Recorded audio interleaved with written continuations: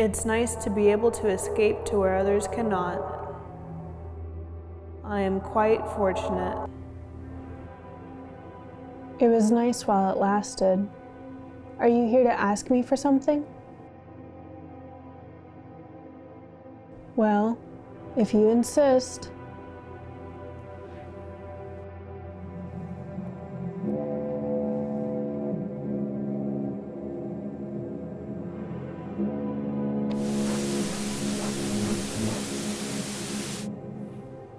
Are you satiated? Were you aware of this, my darling? You're insignificant, you know, in the grand scheme of things, but you are all that matters. Thank you for your service in this trying time.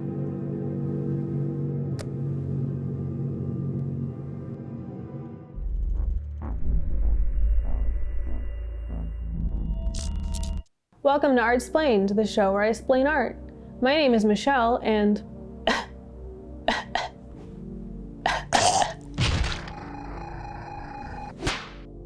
in this time of anxious uncertainty and certain anxiety, I have become quite fascinated by how the art world reflects and is affected by times like this. Times not only of social and financial challenge, but times of endurance and fortitude in the face of memento mori.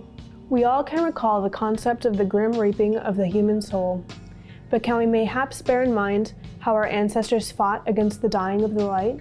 In this episode of ARSTPLAINED, I hope to recall the Dark Ages, the pestilence that swept through Europe, and how the art world adapted to mass ailment. Perchance, this ARSTPLAINING shall reveal a deeper message that we all may be able to utilize during the forthcoming months or possible a year or longer. Perchance. The bubonic plague is an infectious disease caused by the bacterium Yersinia pestis. The World Health Organization reports that the illness still continues to this day, with over 3,200 cases and nearly 600 deaths reported from 2010 to 2015.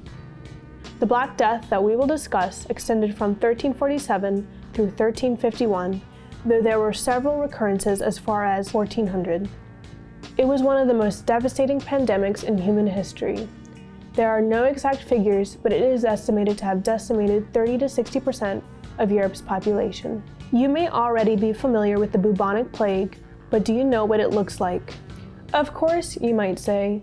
I mean, you've already shown numerous examples that display just that very malady. Oh no, dear viewer.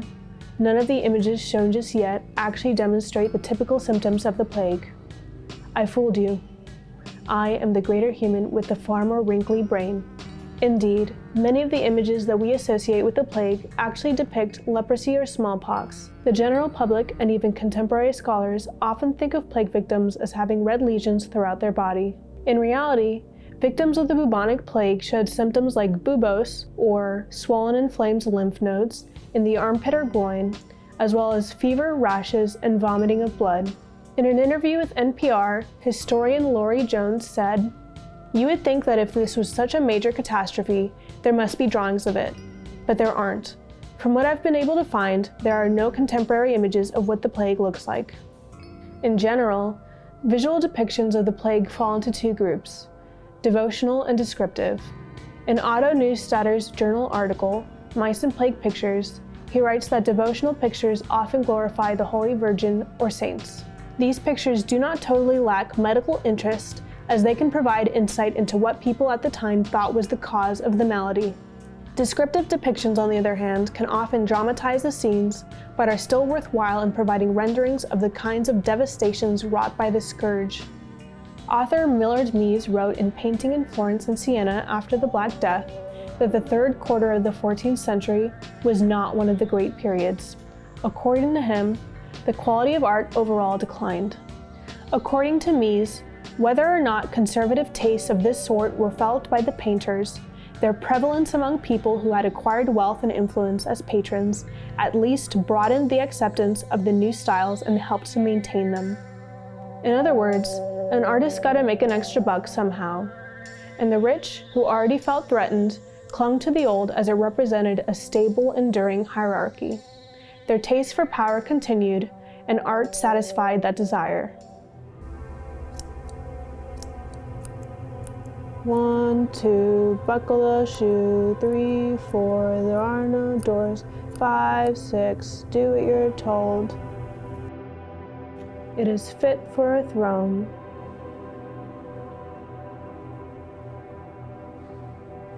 What's that you say? No, I did not ask your opinion of it, or what you perceive to be its transgressions. You are not worth our time any longer. Please leave a message. Messages will be pre-screened and altered if they do not reach our standards. Thank you for understanding.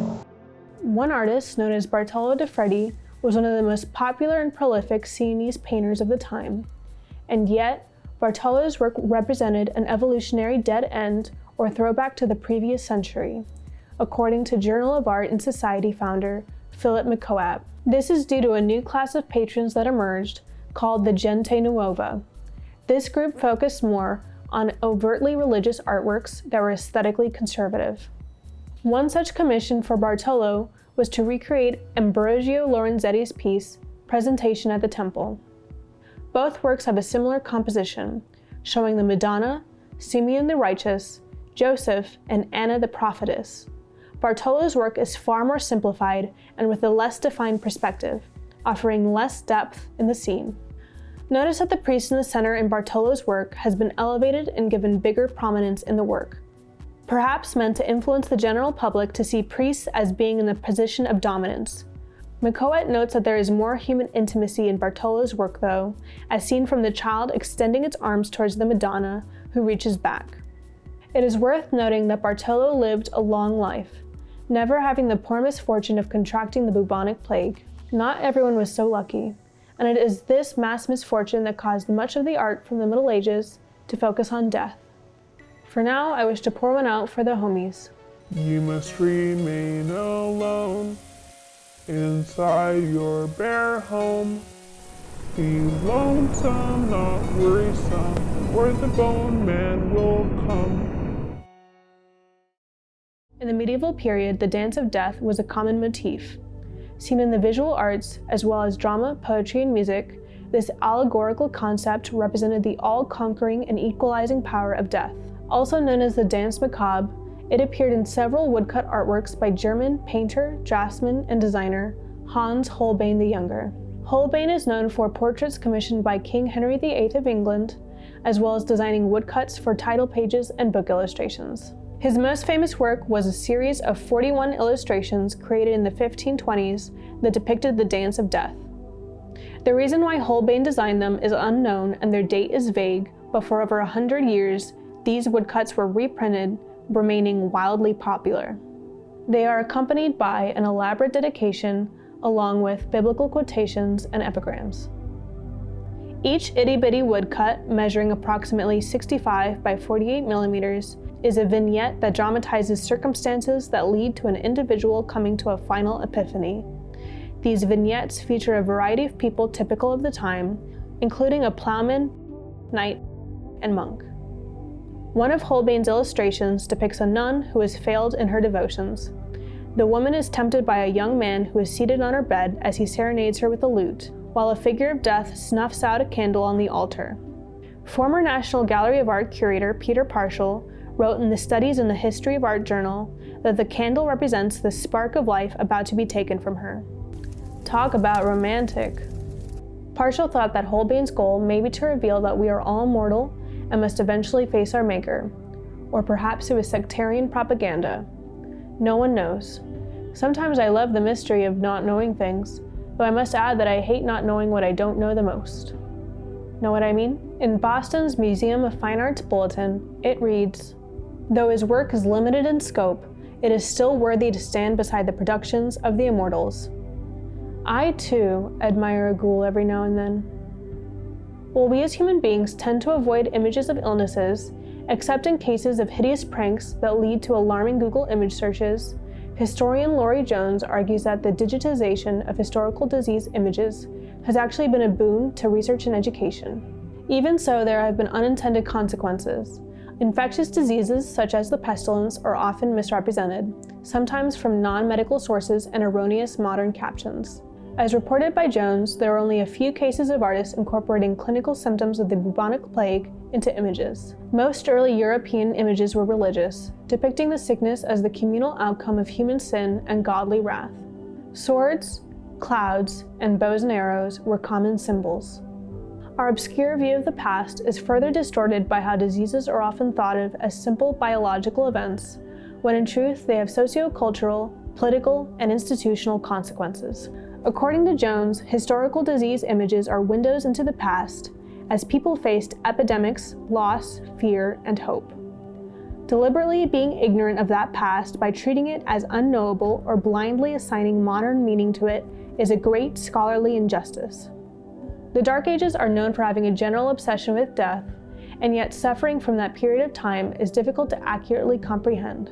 Considering how common death is, you would think it would be more clarified for those in the future who wish to understand who we once were. But most literature is concerned with the mind, not the body, despite it being the sole medium through which we respond to the outer world. Rather than foolishly shield our pain from the world, we must be willing to precisely reflect upon our sorrows. It is the only way for our future selves to get the message. But I must ask you now, what is our message? Yes, hello? May I ask who is calling? Okay, what's on your mind? Ah, yes, we are glad that you are pleased and having a gay old time. Madame, I'm going to have to let you go. Okay then, goodbye. They don't make them like they used to. Thank you for watching this latest episode of ARSTPLAINED. Please be sure to like this video, subscribe, and press the little bell boy. Thank you to all our patrons. We love you. We love you. By the way, did you know that we're on Patreon? Also, a big thanks to historian Lori Jones, who provided some crucial research that helped with the making of this video.